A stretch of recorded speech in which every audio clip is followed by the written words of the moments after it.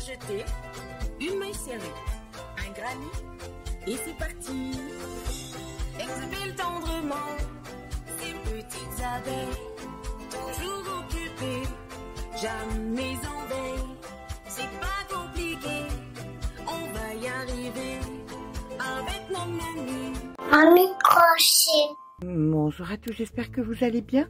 On se retrouve aujourd'hui pour répondre à 3 questions que vous me posez tout le temps. 3 questions qui vous sont essentielles. La première des choses, c'est que je pense que grâce à cette vidéo, pour toutes les personnes qui n'ont pas encore osé créer leur propre ouvrage, eh bien, grâce à cette vidéo, vous allez devenir la créatrice de votre propre ouvrage. Peu importe si vous soyez débutante ou experte, parfois on a besoin d'avoir un tuto pour pouvoir faire un ouvrage.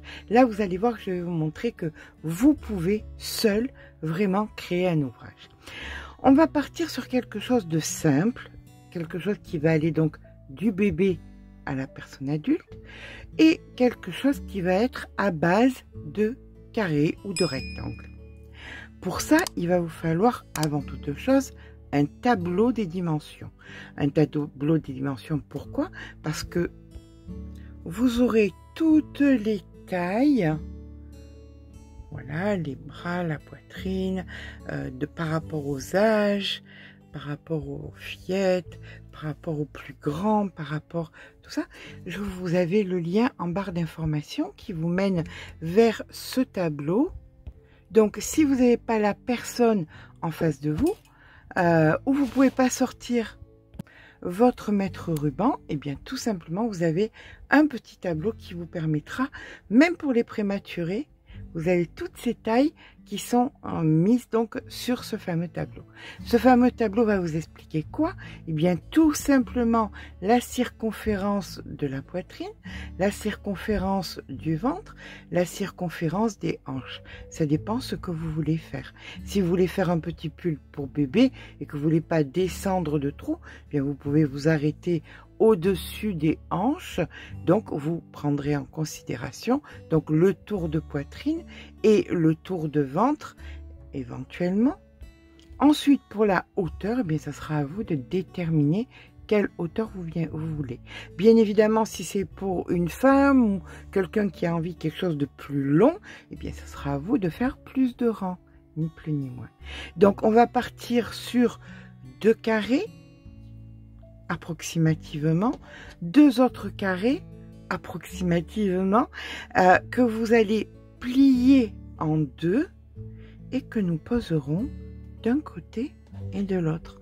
Alors là, nous sommes uniquement sur 2 points différents. Ici, vous avez des brides, ici, vous avez des mailles serrées, mais vous pouvez faire n'importe quel point. Vous avez sur Crochet Academia plein de points qui vous permettent de faire des carrés et que vous allez tout simplement joindre. Les premiers carrés des bras, il va vous falloir simplement mesurer quelle est alors où vous prenez un ouvrage de référence, où vous allez mesurer de votre épaule à dessous votre bras, la circonférence, et c'est ce dont vous aurez besoin en développé. Voilà.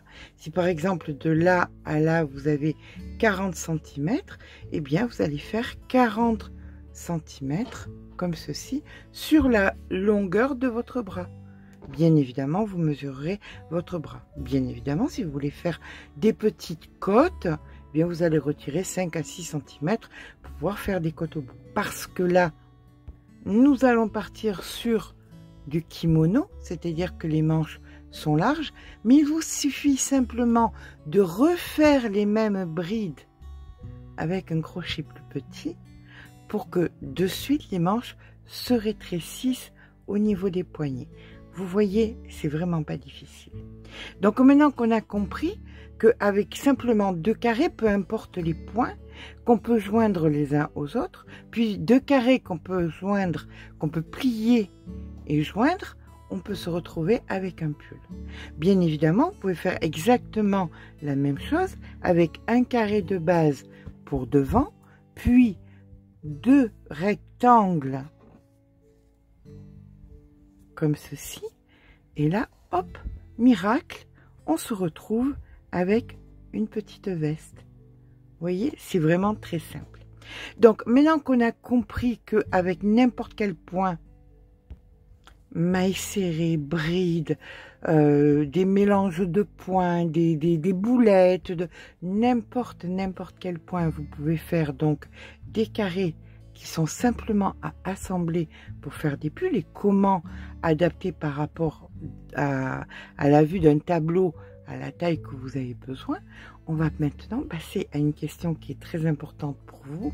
Comment joindre les pièces d'un ouvrage?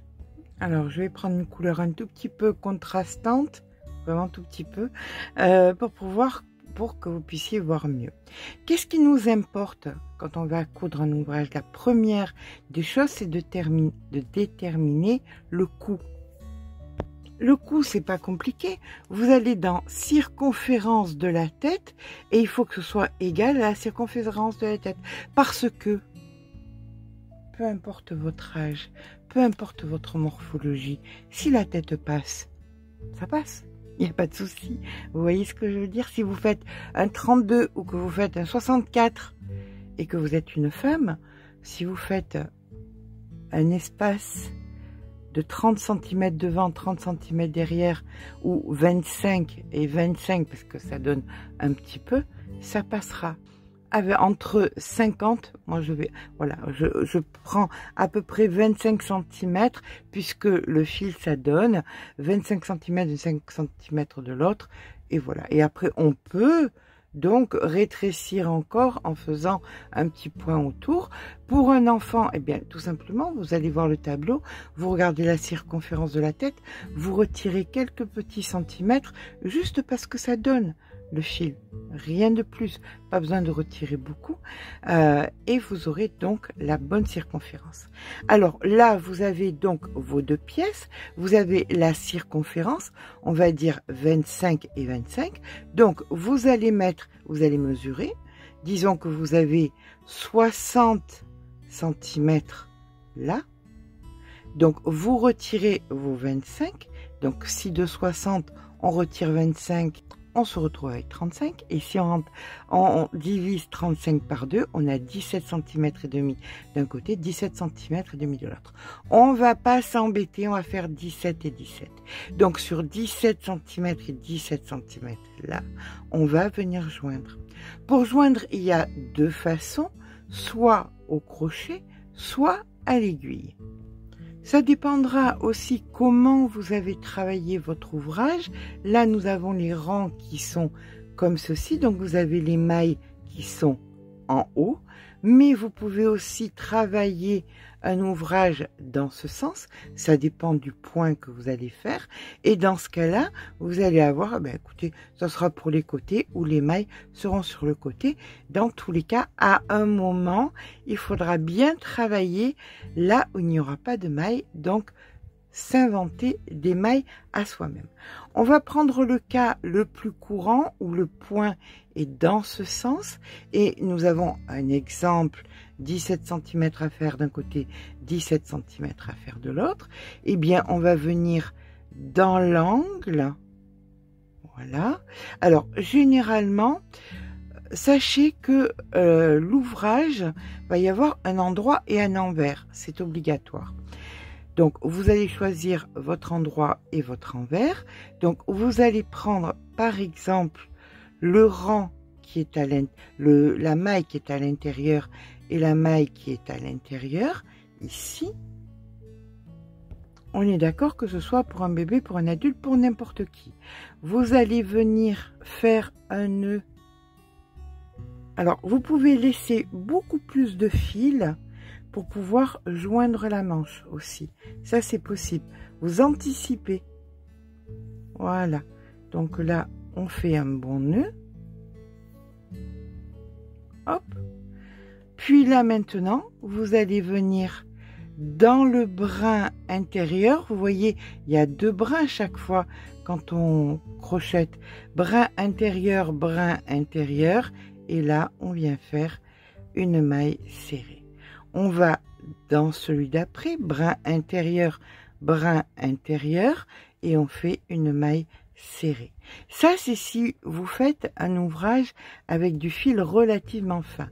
Maintenant, si vous faites avec un ouvrage avec du gros fil, je vous conseillerais de la maille coulée, mais détendue. Vous récupérez votre fil, 2 fils sur le crochet et hop, une maille coulée.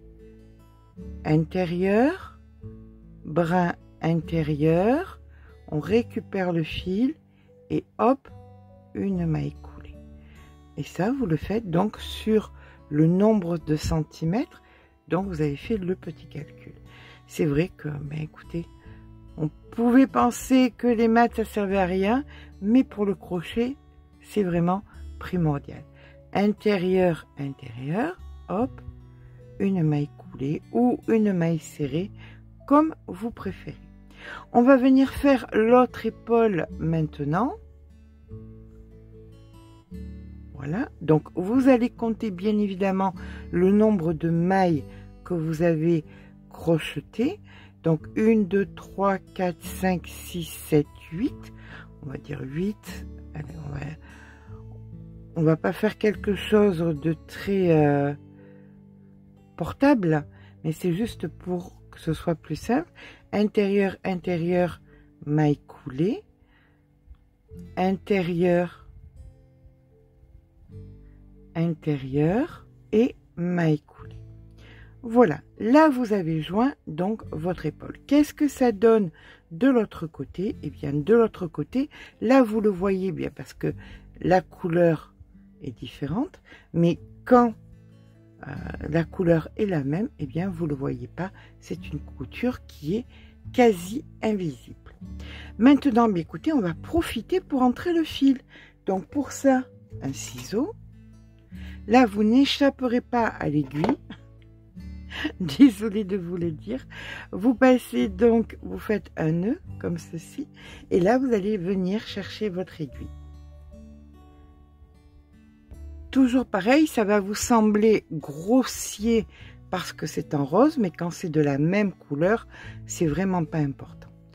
Vous avez des mailles, peu importe que ce soit de la bride, peu importe, que ce soit des coquilles, que ce soit, il y a toujours des mailles.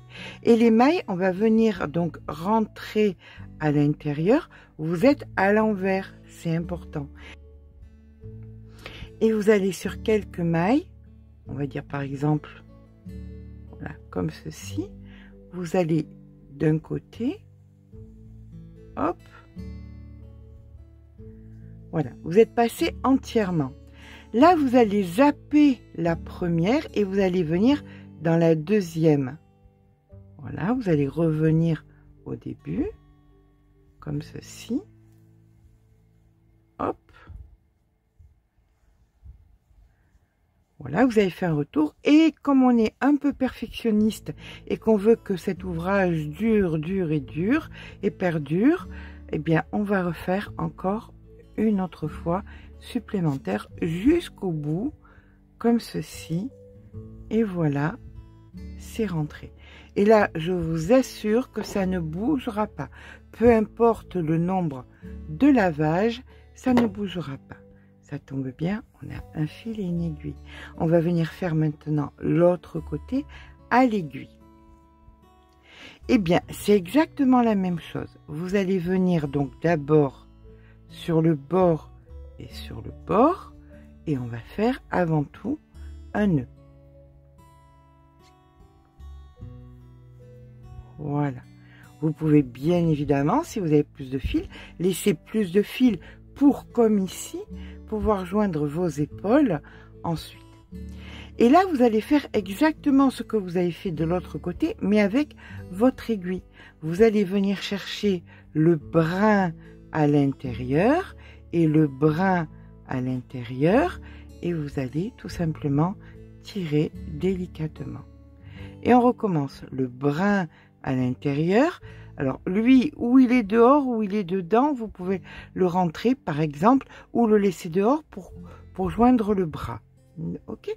Donc là, on va venir le brin à l'intérieur, le brin à l'intérieur, ici, hop, et on va venir joindre comme ceci. Et vous allez faire ça sur toutes les mailles brun intérieur, brun intérieur. Alors, ce qu'il faut ne surtout pas faire quand on fait à l'aiguille, c'est tirer. Parce que vous voyez, de suite, ça rabougrit l'ouvrage et c'est moche. Donc, vous détendez bien, hop, comme ceci. Et là, vous faites toujours pareil, brun intérieur, brun intérieur. Et vous joignez comme ceci. Alors maintenant, c'est un choix avec quoi vous allez être plus à l'aise. Ça dépend aussi de l'ouvrage. Il est des ouvrages, par exemple l'été, les cotons. Bien écoutez, moi je préfère vraiment... En fait, il n'y a pas vraiment de règles. C'est avec quoi on est le plus à l'aise avec le fil, qu'on est le plus à l'aise. Par exemple, les cotons, quand ils sont très fins, si on fait de la maille serrée, ça fait un petit bourrelet en plus. Si c'est un gros pull, de la maille coulée, c'est mieux, au crochet. Ça, c'est vous, comment vous vous sentez. Vous avez la méthode, il n'y a pas d'académie, c'est juste des renseignements. D'accord? Donc là, vous allez faire la grandeur que vous avez besoin, donc de votre col, brin intérieur, sur la longueur qu'on a besoin. Puis, à un moment, vous allez vous arrêter, vous allez faire donc un nœud. Hop. Et vous allez faire exactement comme l'autre côté, venir rentrer vos fils de multiples fois. Et voilà, vous aurez donc une couture aussi qui là se voit parce qu'elle est rose, mais qui ne se verra pas non plus parce qu'elle sera exactement de la même couleur. Quand on travaille de façon détendue, voilà, on peut venir replacer les épaules correctement, puis généralement vous pouvez bloquer ou pas bloquer, ça dépend du fil que vous utilisez. Vous passez donc une petite pâte mouille et vous aurez ainsi votre col de fée. Là, vous pouvez venir recrocheter autour pour faire donc un col roulé, un petit col, enfin, c'est à vous de voir. Cette technique de couture, vous allez donc l'adapter ensuite pour venir joindre en premier lieu sous les bras. Une fois que les bras seront faits, on va venir partir. Alors, soit vous avez gardé du fil et vous allez venir faire... Les bras seront joints, donc ça sera fermé. D'accord? Donc, vous allez, à l'aide d'un marqueur, marquer à quel endroit votre manche s'arrête. Vous compterez exactement pareil de l'autre côté pour que ce soit exactement pareil. Et de la même façon, vous allez joindre toujours à l'envers votre manche. Toujours à l'envers votre manche. Puis, vous viendrez joindre les deux côtés. Et là, votre ouvrage sera terminé puisque les épaules seront jointes, les manches seront jointes,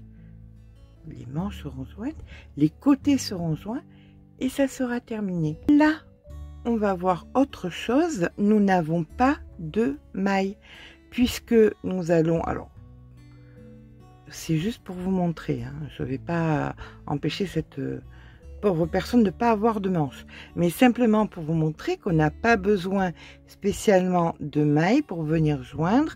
Vous avez toujours des mailles qui vont bien les unes en face des autres. Donc, vous attrapez la maille d'un côté et de l'autre. Soit, donc, vous partez sur de la maille serrée. Voilà. Donc, vous regardez la forme de vos mailles. Et généralement, votre ouvrage de devant est égal à votre ouvrage de derrière. Donc, vous venez joindre comme ceci. Là, on est en train de le faire en maille serrée. Mais bien évidemment, on peut le faire en maille coulée. Voilà.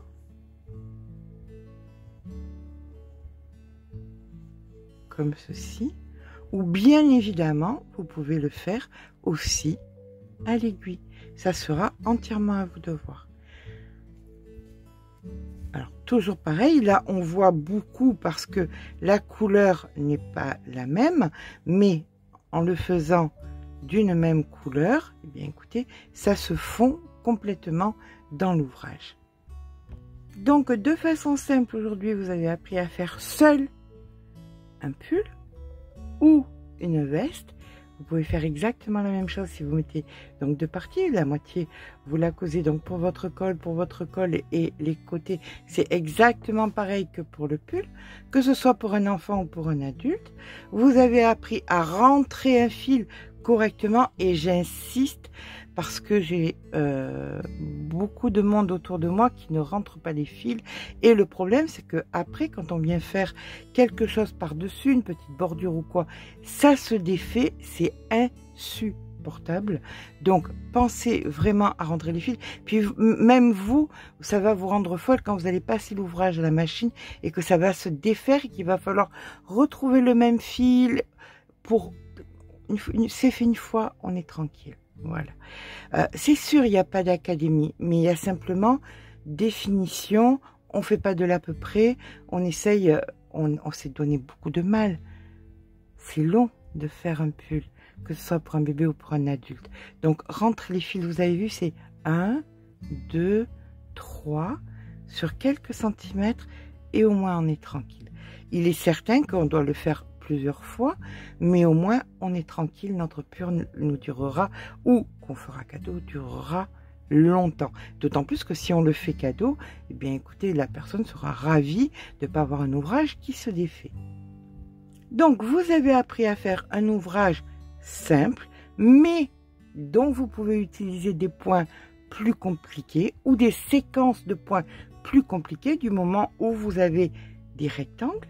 C'est tout ce qui nous importe. Vous avez appris à joindre et vous avez appris à rentrer les fils. Donc vous êtes apte, seul, à faire un ouvrage pour un bébé ou un adulte. J'espère que cette vidéo va vous servir. J'espère que cette vidéo va mettre le pied à l'étrier à beaucoup de monde parce que je connais beaucoup de personnes qui crochettent depuis très longtemps et qui n'osent pas encore. Voyez simplement un premier ouvrage. Et après, ça viendra toute seule. D'accord? Sur ce, j'espère que cette vidéo vous aura intéressé. Si c'est le cas, n'hésitez pas à mettre un petit pouce en l'air. Ça fait toujours plaisir. N'hésitez pas à vous abonner. Je vous fais de gros bisous et je vous dis à très vite pour un nouveau tuto.